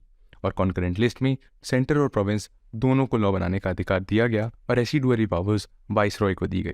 नंबर 3, प्रोविंसेस की ऑटोनॉमी को इंक्रीज कर दिया गया और वहाँ से डायआर्की अबॉलिश कर दी गई। नंबर 4, प्रोविंसेस में स्पेशल पावर्स के साथ गवर्नर एग्जीक्यूटिव को हेड बनाया गया और एडवाइस के लिए काउंसिल ऑफ मिनिस्टर्स भी इस्टेब्लिश किया गया। नंबर 5, फेडरल लिस्ट के सब्जेक्ट को रिजर्व्ड और ट्रांसफर लिस्ट में डिवाइड किया गया। रिजर्व सब्जेक्ट्स, जिसमें defence, external affairs, press, police, taxation, justice, power resources और ट्राइबल अफेयर्स शामिल थे, गवर्नर जनरल के कंट्रोल में थे, जो अपने असिस्टेंस के लिए 3 काउंसलर अपॉइंट करते थे। नंबर 6, ट्रांसफर्ड सब्जेक्ट्स जैसे local government, forest, education, health etcetera को गवर्नर जनरल और उनकी काउंसिल के कंट्रोल में रखा गया, पर गवर्नर जनरल के पास ट्रांसफर सब्जेक्ट के मैटर में इंटरफियर करने की स्पेशल पावर्स दी। इसके अलावा नंबर 7, सेंटर में बाईकैमरल लेजिस्लेचर इस्टेब्लिश की गई। नंबर 8, दिल्ली में एक फेडरल कोर्ट का भी प्रोविजन रखा गया। और number 9, first time direct election introduce कराए गए। और फाइनली नंबर 10, जिसमें रिजर्व बैंक ऑफ इंडिया और फेडरल, प्रोविंशियल और जॉइंट पब्लिक सर्विस कमीशन का भी प्रोविजन रखा गया। नेशनल लीडर्स इस एक्ट के लिए एंथुजियास्टिक नहीं थे और कम्युनल इलेक्टोरेट द्वारा ब्रिटिश ये इंश्योर करना चाहते थे कि कांग्रेस सही से एडमिनिस्ट्रेशन ना चाहे। जवाहरलाल नेहरू, सुभाष चंद्र बोस और कांग्रेस के सोशलिस्ट और कम्युनिस्ट आइडियोलॉजी को फॉलो करने वाले लोग 1935 के एक्ट के एक्सेप्टेंस के अगेंस्ट थे। पर लेफ्टिस्ट ने एज अ काउंटर स्ट्रैटेजी ये सजेस्ट किया कि ऑफिस एक्सेप्ट कर गवर्नमेंट के काम में डेडलॉक की सिचुएशन क्रिएट की। गांधी जी पहले ऑफिस एक्सेप्टेंस के अगेंस्ट थे, पर बाद में कांग्रेस द्वारा मिनिस्ट्री फॉर्मेशन के लिए रेडी हो गए। अब चलिए बात करते हैं रेवोल्यूशनरीज की। इंडियन इंडिपेंडेंस की स्ट्रगल भगत सिंह जैसे रेवोल्यूशनरीज के कंट्रीब्यूशन के बिना अधूरी ही है। गांधी जी के नॉन कोऑपरेशन मूवमेंट में बहुत सारे रेवोल्यूशनरीज ने एक्टिवली पार्टिसिपेट किया, पर नॉन कोऑपरेशन मूवमेंट के सडन विड्रॉल के बाद कांग्रेस और गांधी जी से अनसैटिस्फाइड रेवोल्यूशनरीज ने एक ऑल्टरनेटिव वे चुना। पंजाब, यूनाइटेड प्रोविंस और बिहार रीजन में revolutionary activities Hindustan Republican association dominate करती थी, जिसे अक्टूबर 1924 को कानपुर में रामप्रसाद बिस्मिल, योगेश चंद्र चैटर्जी और सचिन सान्याल ने इस्टेब्लिश किया था। HRA का एम था आर्म्ड रिबेलियन के थ्रू ब्रिटिश रूल को ओवरथ्रो कर federal Republic of the United states of India establish करना। इस गोल के अचीवमेंट के लिए काकोरी रॉबरी को अंजाम दिया गया, जिसके बाद रामप्रसाद बिस्मिल, अशफाक उल्लाह, रोशन सिंह और राजेंद्र लहरी को एग्जीक्यूट कर दिया गया। भगत सिंह के सजेशन के बाद फिरोज शाह कोटला में हुई मीटिंग में HRA को एक नया नाम दिया, जो कि था हिंदुस्तान सोशलिस्ट रिपब्लिकन एसोसिएशन, यानी HSRA। साइमन कमीशन के वक्त हुए शेर पंजाब लाला लाजपत राय की डेथ का रिवेंज लेने के लिए भगत सिंह, आज़ाद और राजगुरु ने सॉन्डर्स को असैसिनेट किया।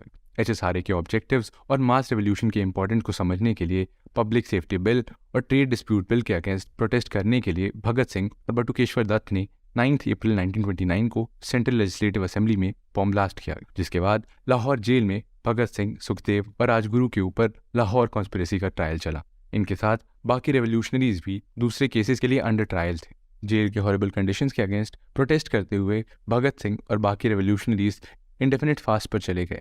अपने फास्ट के 64th दिन में जतिन दास ने अपनी जान की आहुति दी और फरवरी 1931 को इलाहाबाद में एक पुलिस एनकाउंटर में चंद्रशेखर आज़ाद की मृत्यु हो गई और 23 मार्च 1931 को भगत सिंह, राजगुरु और सुखदेव को भी एग्जीक्यूट कर दिया गया। रेवोल्यूशनरी एक्टिविटीज़ में नेक्स्ट है चिटगोंग आर्मरी रेड। सूर्या सेन ने अपने एसोसिएट्स अनंत सिंह, गणेश घोष और लोकेनाथ बॉल के साथ Indian Republican army Chittagong branch के अंडर आर्म्ड रेबेलियन ऑर्गेनाइज किया और इसके बाद नेशनल फ्लैग होस्ट कर सूर्या सेन ने प्रोविंशियल रेवोल्यूशनरी गवर्नमेंट प्रोक्लेम किया। इसके बाद जनवरी 1934 को सूर्या सेन को एग्जीक्यूट कर दिया गया। इन रेवोल्यूशनरी एक्टिविटीज़ में वुमेन का भी सिग्निफिकेंट पार्टिसिपेशन रहा और सूर्या सेन के साथ कल्पना दत्त का भी ट्रायल चला और उन्हें लाइफ सेंटेंस की सजा हुई। साथ ही प्रीतलता वाडेदार रेड के दौरान ही शहीद हो गई। इसके अलावा शांति घोष और सुनीति चंदेरी ने अपने डिस्ट्रिक्ट मजिस्ट्रेट को असैसिनेट कर दिया और बीना दास ने अपने कॉन्वोकेशन में डिग्री लेते वक्त गवर्नर को असैसिनेट कर दिया। यहाँ कांग्रेस ने 1936 फैजपुर सेशन और 1937 लखनऊ सेशन में इलेक्शन में पार्टिसिपेट करने का डिसीजन लिया। बंगाल, असम, पंजाब, सिंध और NWFP के अलावा कांग्रेस ने सारे प्रोविंसेस में मेजॉरिटी हासिल की। अपने रूल के दौरान कांग्रेस ने सिविल लिबर्टीज इंक्रीज की, प्रेस से रिस्ट्रिक्शंस रिमूव किए गए, पॉलिटिकल प्रिजनर्स और रेवोल्यूशनरीज को रिलीज किया गया और बैंड ऑर्गेनाइजेशंस, बुक्स और जर्नल से बैन अपलिफ्ट किया गया। कांग्रेस के 1938 हरिपुरा सेशन में सुभाष चंद्र बोस प्रेसिडेंट इलेक्ट होते हैं और बोस इकोनॉमिक डेवलपमेंट के लिए नेशनल प्लानिंग कमेटी के फॉर्मेशन के लिए क्रूशियल रोल प्ले करते हैं। मार्च 1939 त्रिपुरी सेशन में सुभाष चंद्र बोस फिर से प्रेसिडेंट इलेक्ट होते हैं, पर इंटरनल डिस्प्यूट्स के कारण बोस रिजाइन कर देते हैं और Rajendra Prasad next president elect किए जाते हैं। इसके बाद बोस और उनके फॉलोअर्स कांग्रेस के with in he forward block के नाम की पार्टी फॉर्म करते हैं। जब बोस ने AICC रेवोल्यूशन के against All India protest organise करने की कोशिश की, तब उनके अगेंस्ट डिसिप्लिनरी एक्शन लेते हुए कांग्रेस वर्किंग कमेटी के द्वारा उन्हें बंगाल प्रोविंशियल कांग्रेस कमेटी के पोस्ट से रिमूव कर दिया गया। मीनवाइल सेकेंड वर्ल्ड वॉर में ब्रिटिश इंडियन गवर्नमेंट ने इंडियन ओपिनियन कंसल्ट किए बिना ही वॉर में इंडियंस का सपोर्ट डिक्लेयर कर दिया। ब्रिटिश के इस यूनिलैटरल एक्शन से कांग्रेस सहमत नहीं थी, पर कांग्रेस कुछ कंडीशन पर वॉर में ब्रिटेन का सपोर्ट करने के लिए रेडी हुई, जिसे वॉर के बाद इंडिया की कॉन्स्टिट्यूएंट असेंबली और इमीडिएट रिस्पॉन्सिबल गवर्नमेंट का एस्टैब्लिशमेंट। पर वाइसरॉय नीलगांव ने इस कंडीशन को रिजेक्ट कर दिया। फैशिज्म के अगेंस्ट होने के कारण गांधी जी अलाइड फोर्सेस के सपोर्ट में थे, पर सुभाष चंद्र बोस किसी के फेवर में नहीं थे और सिचुएशन का एडवांटेज लेते हुए सिविल डिसोबीडियंस मूवमेंट लॉन्च करना चाहते थे। नेहरू के ओपिनियन में जब तक फ्रीडम नहीं मिल जाती तब तक ब्रिटेन को इंडिया का सपोर्ट नहीं मिलेगा। फाइनली नेहरू के ओपिनियन को कांग्रेस वर्किंग कमेटी ने भी अडॉप्ट किया और इसे फॉलो करते हुए कांग्रेस मिनिस्टर्स ने अपने ऑफिस से रिजाइन कर दी। यहाँ मार्च 1940 में मुस्लिम लीग ने लाहौर सेशन में मुस्लिम के सेपरेट होमलैंड के लिए पाकिस्तान रेजोल्यूशन पास किया। हिटलर की बढ़ती सक्सेस के कारण ब्रिटिश कंसिलियरी मूड में थे और कांग्रेस की इंटरिम गवर्नमेंट फॉर्मेशन की डिमांड को रिजेक्ट करते हुए नीलगांव ने अगस्त 1940 में ऑगस्ट ऑफर अनाउंस किया, जिसमें इंडिया के लिए डोमिनियन स्टेटस, मेजॉरिटी इंडियन के साथ वाइसरॉय एग्जीक्यूटिव काउंसिल का एक्सपेंशन, वॉर के बाद कंस्टिट्यूएंट असेंबली का फॉर्मेशन और फ्यूचर में कॉन्स्टिट्यूशन के अडॉप्शन के लिए माइनॉरिटीज कंसेंट को मैंडेटरी किया गया। वीटो अश्योरेंस को मुस्लिम लीग ने एक्सेप्ट किया, पर पार्टीशन की डिमांड पर वो अड़े रहे। वाइसरॉय के इस ऑफर को रिजेक्ट करते हुए कांग्रेस ने गांधी जी की लीडरशिप में इंडिविजुअल सत्याग्रह लॉन्च किया, जिसमें सबसे पहले सत्याग्रही बने विनोबा भावे और उनके बाद आए जवाहरलाल नेहरू। जापान के राइजिंग अग्रेशन को देखते हुए गांधी जी और जवाहरलाल नेहरू के ऑब्जेक्शन के बावजूद कांग्रेस वर्किंग कमेटी ने गवर्नमेंट के साथ कोऑपरेट करने का डिसीजन लिया और बदले में वॉर के बाद इंडिपेंडेंस और इमीडिएट पावर ट्रांसफर की कंडीशन रखी। वॉर में इंडिया के सपोर्ट के लिए 1942 में स्टैफर्ड क्रिप्स द्वारा headed Cripps mission constitutional proposals के साथ इंडिया आती है। Stafford Cripps Indian national movement के सपोर्टर थे। क्रिप्स मिशन ने इंडिया के सामने डोमिनियन स्टेटस और कॉन्स्टिट्यूएंट असेंबली के फॉर्मेशन जैसे प्रपोजल्स रखे, पर कांग्रेस और मुस्लिम लीग दोनों ने ही इसे रिजेक्ट कर दिया और गांधी जी ने इसे as a post dated cheque describe किया। क्रिप्स के इंडिया से डिपार्चर के बाद जुलाई 1942 में वर्धा सेशन में जवाहरलाल नेहरू ने क्विट इंडिया रेजोल्यूशन प्रपोज किया, जिसे सरदार पटेल ने सेकंड किया और कांग्रेस वर्किंग कमेटी ने इसे पास किया और इसे लीड करने का चार्ज गांधी जी को सौंपा गया। इसके बाद बॉम्बे के ग्वालियर टैंक से गांधी जी ने डू और डाई का स्लोगन दिया। इसके नेक्स्ट दिन 9 अगस्त 1942 को कांग्रेस के सारे टॉप लीडर्स को अरेस्ट किया गया और कांग्रेस और इसके दूसरे ऑर्गन्स को इलीगल डिक्लेयर कर दिया गया और पब्लिक मीटिंग्स को भी प्रोहिबिट कर दिया गया। सीनियर लीडर्स के एब्सेंस में अरुणा असफ अली जैसे यंग लीडर्स इमर्ज हुए और जनरल पब्लिक ने क्विट इंडिया मूवमेंट में एक्टिव पार्टिसिपेशन शो किया। अथॉरिटीज के सिंबल को अटैक करना, खुद को अरेस्ट करवाना, student strike, worker strike, procession etcetera activities ने जोर शोर से पार्टिसिपेट किया। इसके अलावा सोशलिस्ट, फॉरवर्ड ब्लॉक, रेवोल्यूशनरीज और गांधी आश्रमाइट्स ने अंडरग्राउंड रहकर अपना रोल प्ले किया। इसमें मेन है राम मनोहर लोहिया, अरुणा असफ अली, जयप्रकाश नारायण, उषा मेहता और सुचेता कृपलानी एटसेट्रा। बलिया में चिट्टू पांडे ने पैरेलल गवर्नमेंट एस्टैब्लिश की। इस तरह सतारा में वाई बी चवन, नाना पाटिल एटसेट्रा ने प्रति सरकार ऑर्गेनाइज की और मिदनापुर में जातीय सरकार और विद्युत वाहिनी ऑर्गेनाइज की गई। क्विट इंडिया मूवमेंट में सोसाइटी के वेरियस सेक्शंस जैसे students, workers, women, pageants, government officials, Muslims और बिजनेसमैन का एक्टिव पार्टिसिपेशन देख वहीं मुस्लिम लीग, कम्युनिस्ट्स और हिंदू महासभा ने इस मूवमेंट को बॉयकॉट किया। मूवमेंट के अपराइजिंग को कर्ब करने के लिए गवर्नमेंट ने मार्शल लॉ इम्पोज कर दिया और brutal lathicharge, tear gas firing etcetera का यूज कर सीवियर तरीके से इस मूवमेंट को सप्रेस किया और इसमें करीब 10,000 लोगों ने अपनी जानें गंवाई।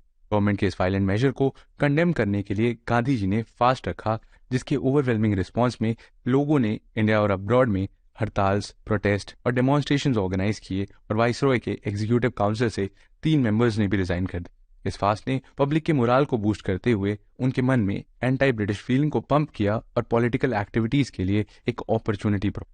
मीनवाइल सिंगापुर में राज बिहारी बोस ने 1943 में इंडियन नेशनल आर्मी और इंडियन इंडिपेंडेंस लीग की कमान सुभाष चंद्र बोस को सौंप दी। इसके बाद बोस ने सिंगापुर में provincial government for free India form. 1944 में आईएनए हेडक्वार्टर्स को रंगून शिफ्ट किया गया, जहां से चलो दिल्ली वॉर क्राई के साथ आईएनए के सोल्जर्स इंडिया की तरफ मार्च करते हैं। 1943 को जापान ने अंडमान एंड निकोबार आइलैंड्स बोस को हैंडओवर किए और बोस ने इनका नाम शहीद द्वीप और स्वराज द्वीप रखा। 18 मार्च 1944 को आज़ाद हिंद फौज कोहिमा और इम्फाल तक पहुंची और मणिपुर के मुयांग में इंडियन फ्लैग होस्ट करती है।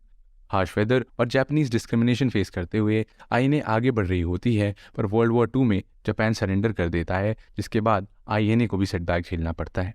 रिपोर्टेडली 18 अगस्त 1945 को ताइवान के ताइपे में हुए एक प्लेन एक्सीडेंट में सुभाष चंद्र बोस की डेथ हो जाती। यहाँ इंडिया में वॉर टाइम के हॉरर को 1943 के फैमिन्स ने और भी इंक्रीज कर दिया और साउथ वेस्ट बंगाल इस फैमिन का वर्स्ट अफेक्टेड रीजन। आर्मी के फूड रिक्वायरमेंट को पूरा करने के लिए फूड सप्लाई को डाइवर्ट किया गया। बर्मा और साउथ ईस्ट एशिया से राइस इंपोर्ट्स बंद हो गई और डेलिब्रेट प्रॉफिटरिंग और मिसमैनेजमेंट ने फैमिन को और भी एग्रेवेट कर दिया और इस मैन मेड फैमिन और एपिडेमिक ने अराउंड 3 मिलियन लोगों की जान ली। मीनवाइल कॉन्स्टिट्यूशनल क्राइसिस को सॉल्व करने के लिए सी राजगोपालाचारी ने कांग्रेस लीग कोऑपरेशन के लिए एक फॉर्मूला प्रपोज किया, जिसमें पाकिस्तान के लिए लीग के कोऑपरेशन के एक्सचेंज में पाकिस्तान के लिए एक प्लेबिसाइड प्रपोज किया गया था और गांधी जी ने इसे सपोर्ट किया, पर लीग ने इस फॉर्मूला को रिजेक्ट कर दिया और इसके अलावा वीर सावरकर द्वारा भी इस प्लान को कंडेम किया गया। डेडलॉक को एंड करने भूलाबाई देसाई और लीग के डेप्यूटी लीडर लियाकत अली खान ने एंटरिम गवर्नमेंट के लिए देसाई लियाकत पैक्ट साइन किया और लीग किसी सेटलमेंट पर नहीं पहुंची।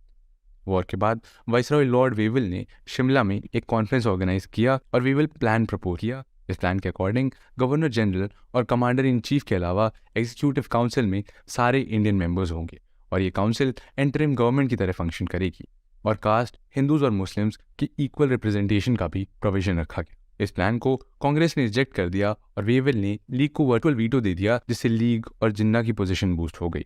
वॉर के बाद कांग्रेस आईएनए के सपोर्ट में आती है और वॉर प्रिजनर्स के लिए जवाहरलाल नेहरू, तेज बहादुर सप्रू, असफ अली, भूलाभाई देसाई, के.एन. काटजू ने डिफेंस ऑर्गेनाइज किया। आईएनए ट्रायल्स के अगेंस्ट इंक्रीज होते अपसोज में रॉयल इंडियन नेवी रेबेलियन काफ़ी सिग्निफिकेंट है। 8 फरवरी 1986 को रॉयल इंडियन नेवी के 1100 सोल्जर्स ने रेशियल डिस्क्रिमिनेशन और आईएनए ट्रायल्स के कारण स्ट्राइक पर चले गए और इन्होंने ट्राई कलर होस्ट कर दिया। कैलकाटा और बंगाल में meetings, processions, strikes etcetera common हो गए और ये सिटीज़ वर्चुअली पैरालाइज हो गई। आरआईएन के सपोर्ट में दूसरे मिलिट्री एस्टैब्लिशमेंट जैसे कराची, मद्रास और कैलकाटा भी आ गए और फाइनली पटेल और जिन्ना के परसुएशन के बाद रेटिंग्स ने सरेंडर किया। इलेक्शन के बाद कांग्रेस ने सेंट्रल असेंबली में 102 में से 57 सीट्स कैप्चर की और लीग को 30 सीट्स में। इसके बाद मार्च 1946 में एटली गवर्नमेंट ने पैथिक लॉरेंस, स्टैफोर्ड क्रिप्स और एवी अलेक्जेंडर के अंडर कैबिनेट मिशन इंडिया भेजा। कैबिनेट मिशन में पाकिस्तान को रिजेक्ट किया गया था, जिसे लीग और कांग्रेस दोनों ने एक्सेप्ट किया। पर कुछ दिन बाद लीग ने अपनी एक्सेप्टेंस विड्रॉ कर ली और पाकिस्तान के लिए 16 अगस्त को डायरेक्ट एक्शन डे का कॉल दिया, जिसके बाद पूरे इंडिया में कम्युनल वायलेंस स्प्रेड हो गई, जिसमें पंजाब और बंगाल मोस्ट अफेक्टेड रीजन। सब कॉन्टिनेंट में बढ़ते ट्रबल को देखते हुए पीएम एटली ने पार्लियामेंट में 30 जून 1948 से इंडिया का विड्रॉल अनाउंस। माउंटबैटन को इंडिया का लास्ट वाइसरॉय अपॉइंट किया गया और यहाँ मुस्लिम लीग ने सिविल डिसोबीडियंस मूवमेंट स्टार्ट कर दी। कम्युनल वायलेंस और कांग्रेस लीग के बीच डिसएग्रीमेंट ने पार्टीशन को इनएविटेबल बना दी। 3 जून 1947 को प्रपोज माउंटबैटन प्लान में इंडिया के डिवीजन का प्रोविजन था, पर इसके साथ ही मैक्सिमम यूनिटी को रिटेन करने की कोशिश की। कम्युनल सिचुएशन को देखते हुए 5 जुलाई 1947 को ब्रिटिश इंडिया ने माउंटबैटन के प्लान के बेसिस पर इंडियन इंडिपेंडेंस एक्ट पास किया, जिसे 15 अगस्त 1947 को इम्प्लीमेंट किया जाना था। इस एक्ट से 2 इंडिपेंडेंट डोमिनियंस इंडिया और पाकिस्तान का फॉर्मेशन हुआ। इसी तरह 14 अगस्त को पाकिस्तान और 15 अगस्त 1947 को इंडिया ने एक लॉन्ग स्ट्रगल के बाद फ्रीडम हासिल की। तो दोस्तों, ये तो थी कहानी इंडिया की मॉडर्न हिस्ट्री। मिलते हैं आपसे इंडियन हिस्ट्री सीरीज़ के और भी इंटरेस्टिंग वीडियोज़ के साथ। जय हिंद।